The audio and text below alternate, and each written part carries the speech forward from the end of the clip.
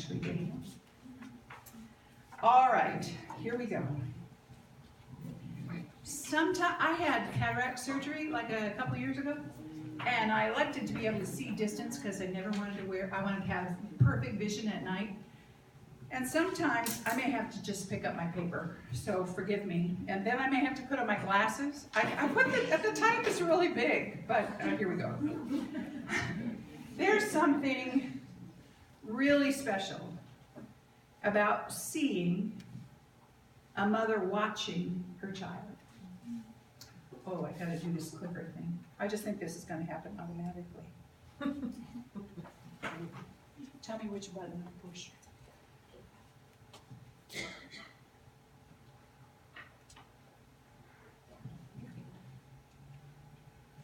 Watch this magic. And there's something really special about watching a daddy watching his child. When you see that anywhere, it touches your heart. The children in those 4 pictures look relaxed, sleepy, confident, secure, and happy. Which brings us to the title for today's lesson. God is watching and loving. Sometimes we think about God as a loving God, and we use loving as an adjective. But here is a verb. He's watching, and he's loving. And he's doing a lot of other things at the same time. Now, which brings us to, I'm an old English major. Old is the operative thing here. I was taught when you read something, you should be able to answer the following questions. Who, what, where, when, and why. So before we get too far into the lesson, let's see if we can answer these. Who? You already know that. You just spent 50 minutes in class. Abram, Sarai, and Hagar. What? What are the main issues here? What are they? Abram's increasingly concerned that he and Sarai are childless. They, together, accelerate God's promise of children. Not waiting on the waters to part, not waiting on the mountains to move, and take matters into their own hands. And of course, this involves Hagar, who we really don't know until chapter 16. Where are we? Well, we've been all over the place, and there's just been this big old bunch of kings that Abram fought. And just so you know, they're right around here. And when Hagar takes off and goes on the road to Shur, she's headed southwest. She's going to be hanging out here somewhere. We don't know how far she walked before. Well, you know the story. So, that's the where. When? We're about 10 years into their time in Canaan.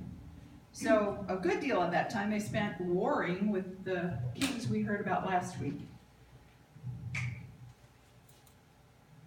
Why? Now, that's always a hard one. That's where, when you're an English major, you spend all the rest of the time talking. Because there are a lot of whys. A lot of whys we can't even answer. But for sure today we're going to dig into some of answering maybe a little bit of the why.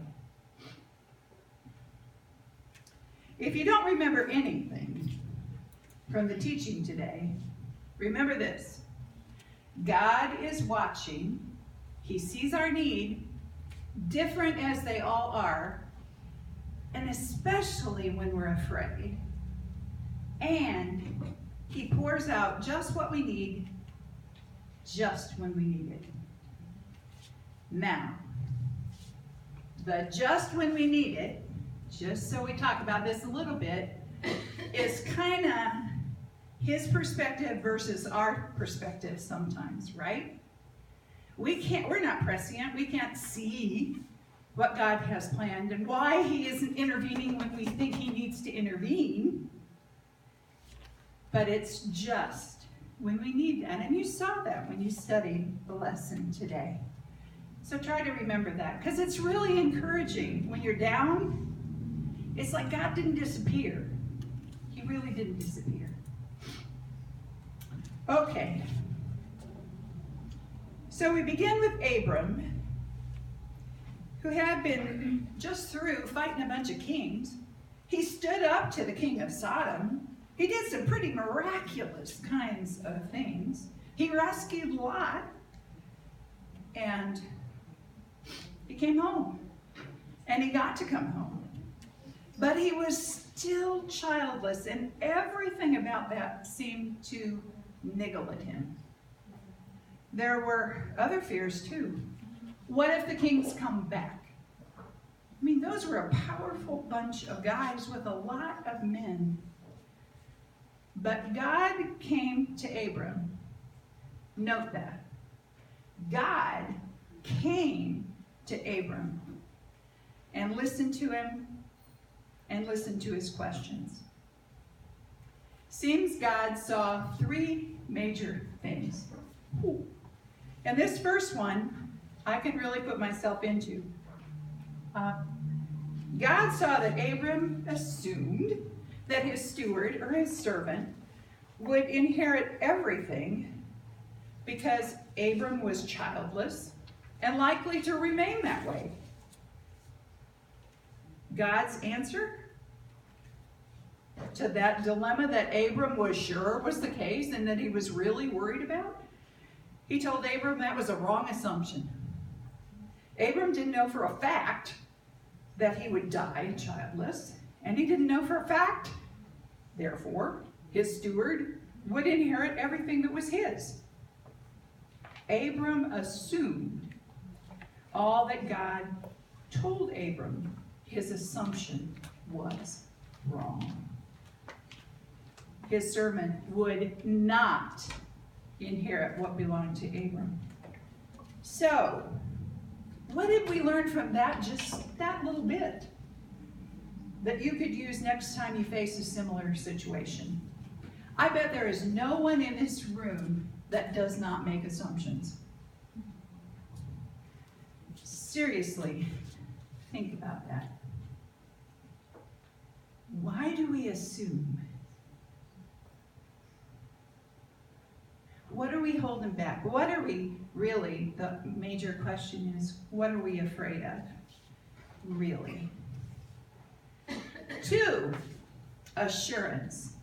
Here was God finding where Abram was, and came to him, and he saw Abram's concern about childlessness, so he provided a visual aid. And if I was really good at PowerPoint, which I did my first time ever doing it, there'd be stars all over this particular thing, but I didn't know how to do that. So here you go. So, but that was the visual aid. And don't we sometimes need that? Do you remember, I don't know, in classes, you learned about being an auditory learner or a visual learner or whatever? Well, there are a lot of us who are visual learners. And there, every once in a while we say, oh yeah, I got a little bit of auditory because I kind of got to hear things too. But apparently God had sized Abram up and knew just what he needed. And it was the assurance that I promised you, you were going to have children, more than you could count. And here, look at these stars.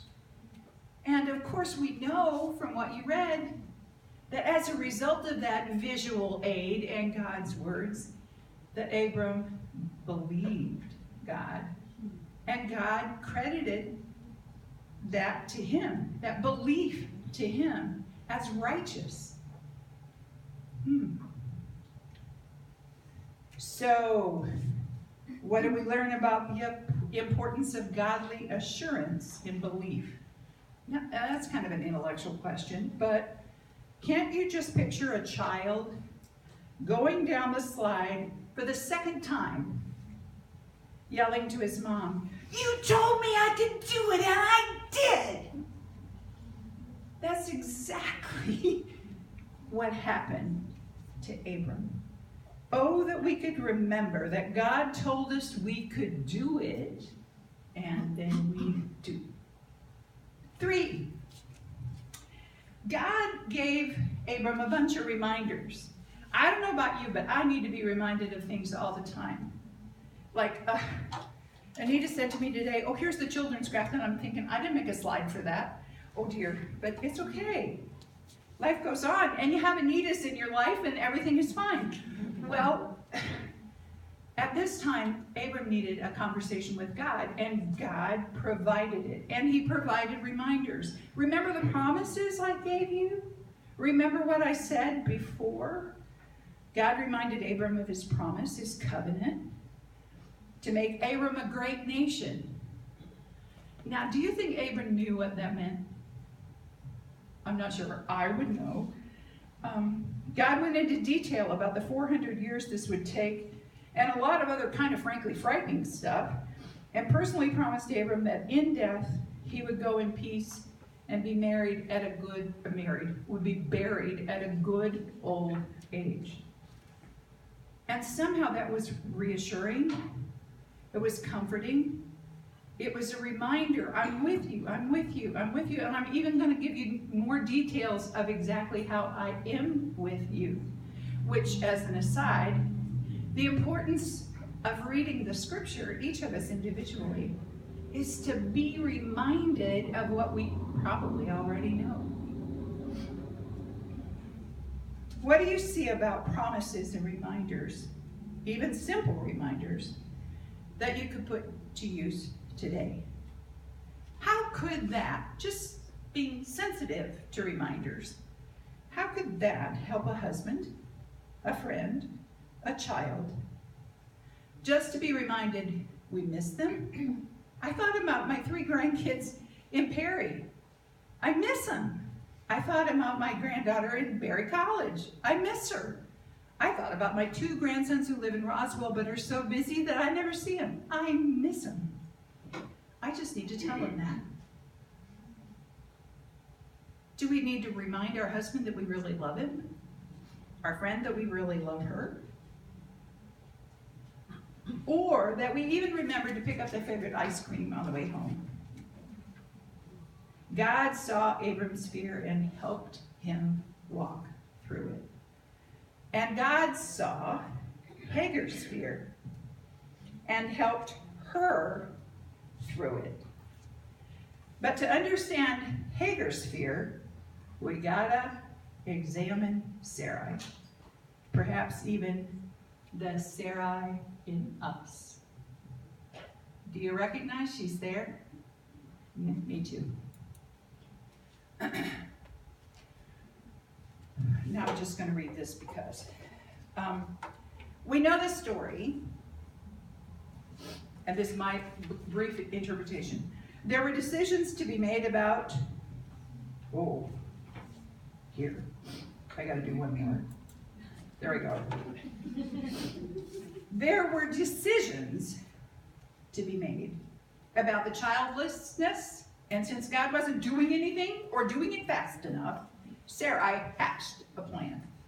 And Abram sort of passively agreed, right? Passively, he was kind of passive. Did Abram and Sarai discuss possible consequences? Did they invite God into the conversation? Apparently not. And so it happens that Abram goes to Hagar, and Hagar becomes pregnant. That shortens a whole lot right there. When Hagar began to see how her pregnancy changed things, she began to look down on Sarai and despise her. Oh boy. This is when we get into the really convicting women stuff. More decisions, and not good ones.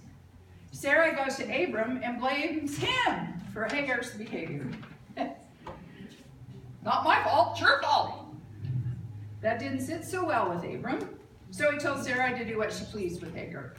Now that's a cop-out if I ever heard one. So Sarai decided to humiliate and mistreat her.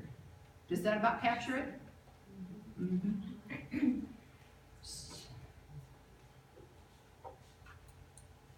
So Hagar runs. I think I might too. But the angel of the Lord finds her. We don't know very much about Hagar. We don't know what she knows about God. Most commentaries say the angel of the Lord is God.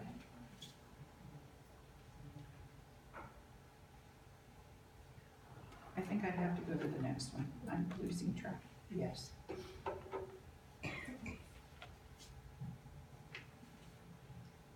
How did God begin his conversation with Hagar? With questions. There was a real clue for me. I tend to make statements instead of ask questions. That was really convicting. Just that little part right there. I don't know about you, but when I'm distressed, it helps when my husband or a good friend just asks me questions. Like Barbara, just before I came in here, knowing this was the first time I was teaching a lesson, said, "Can I pray with you?" That question almost brought me to tears. You know, that's really special. Anita did the same thing for me when we were in here trying to figure out the AD. So notice, God calls her by name and knows her position. He says, God says, "Hagar, Sarai's maid, where did you come from and where are you intending to go?" And what was the result of those questions? Hagar answered honestly. So instead of making a statement, ask a question and see what you get. And I imagine it will be very different than what maybe would have happened with a statement. How do you acknowledge another person? I hear that a lot around here. "Lisa, can I move that chair? Maybe you can see better." "Sandy, I'm glad you're here in the core group and that I'm in and we can get to know one another better." "Anna, let me carry that to your car." Just listen to the conversations in this room and you can hear. You can hear. Then God attended to Hagar's needs. So loving. I think my picture of Hagar before reading this was kind of, I don't know why, in Sunday school somewhere, I must have picked up Hagar and thought about the word hag, and that was never really good. And it kind of stuck. So I'm sorry, Hagar. But God knew what she needed. He told her to go back and submit to Sarah's control. Now, maybe she didn't need to hear that, but apparently Hagar listened, and where was she going to go anyway? I mean, think about it. And there was a quick, additional, huge piece of attention to her needs from God. "I will increase your descendants that they will be too numerous to count." And on top of that, she was told she would have a son to be named Ishmael, which means God hears. Attended to. She knew God heard her. Now, the rest of the prophecy is borne out in biblical history, but Hagar doesn't seem to have been impacted too much. Rather, she seems to be concentrating. That's the whole part about the donkey and all the other things which I'm not going to go into here because it just seemed like a rabbit trail. But she seemed to be concentrating on what she did next. So moved was Hagar that she gave a name to the Lord. And at first I'm thinking, that's kind of audacious. No, it was right out of her heart. "The God who sees me," or "I have now seen the one who sees me." She recognized that God saw her, loved her, and helped her through her fear. Do we let God in this deeply? I don't think Hagar was talking about God seeing her physically, but seeing her heart, her hurt, her fear. Someday I'll be really good at this and be able to hold it all the way through. So, God is watching. He sees our need, especially when we fear, and He pours out just what we need, just when we need it. God wants us to know He sees us, and He will reach out for us in our time of need. He wants us to be encouraged and comforted by the fact, just the fact that He's there, that His presence is with us and is going to mean something to us. We can choose to face the hard things in life, illnesses in our family, financial challenges, relationship challenges, divorce, and I can choose, we can choose hope over despair and carry on knowing God sees us and finds us and loves us. Let's stand and sing.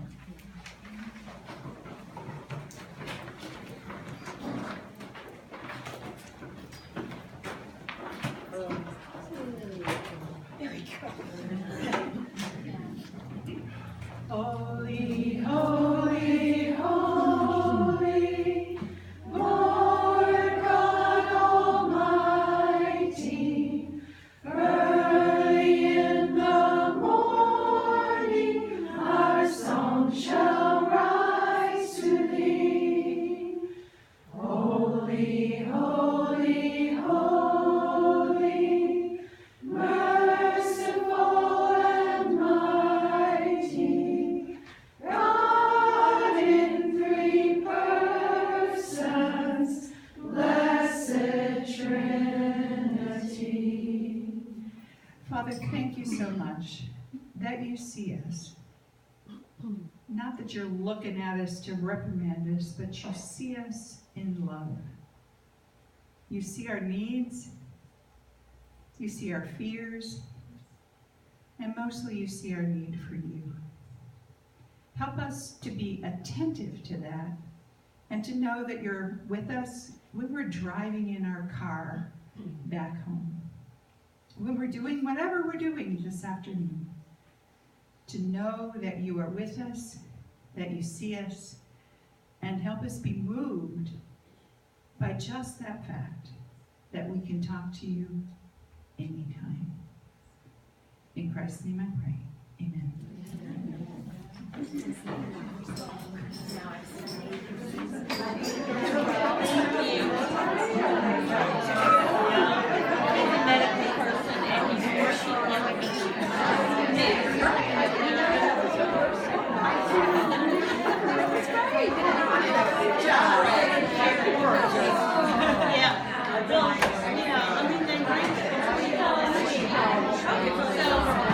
They are older, but it's just crazy.